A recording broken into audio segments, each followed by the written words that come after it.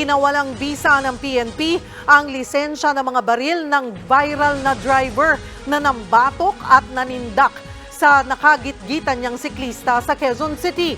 Balak din siyang kasuhan para hindi na makapagmaneho. Nasa frontline ng balitang yan, si Gerard de la Peña. Sa videong ito noong August 8, may kitang nakagitgitan ng isang siklista ang isang kulay pulang kotse na papakaliwa. Maya-maya pa, bumaba ang nagmamaneho ng kotse at kinumpronta ang siklista. Ilang saglit ay bumunot at nagkasa ng baril ang driver ng kotse. Kinilala ang nagmamaneho na si Wilfredo Gonzales, isang retiradong pulis. Kahapon, humarap siya sa tanggapan ng Quezon City Police District. Kinumpiska na ng Philippine National Police ang lahat ng baril na pag-aari ni Gonzales at pinawalang bisa ang lisensya nito. Ito po yung ginawa nating revocation order. It was revoked yesterday, August 27, 2023.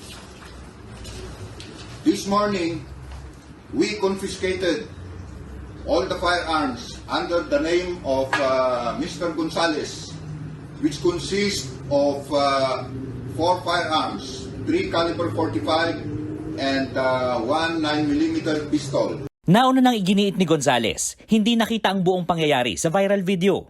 Sana yung mga vloggers, sana maging responsable sila. Hindi nila alam ang punot dulo, marami kaagad magko-comment.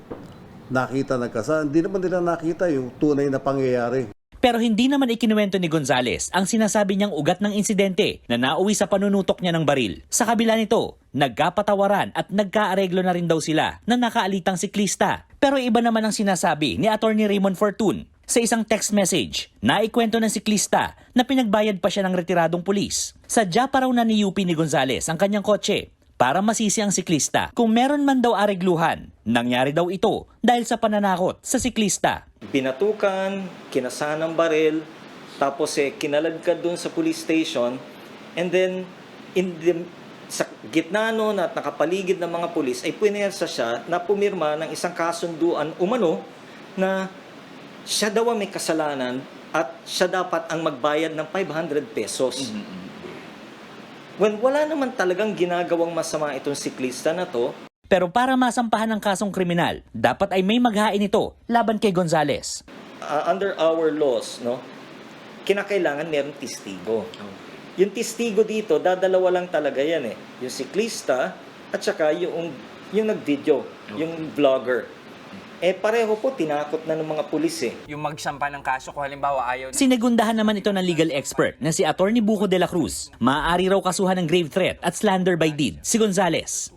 Technically, gobyerno ang nagsasampa ng kaso. Okay. Testigo lamang ang kailangan para patunayan yung offense. Okay. So po pwedeng yung nag-video, pwede siyang maging testigo. Okay.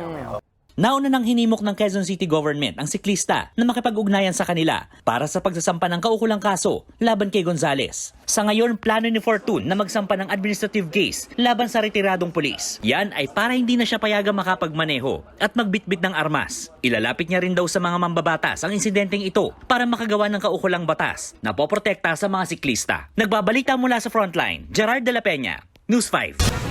Mga kapatid, Julius Babaw po. Iba na ang may alam at may pakialam sa panahon ngayon.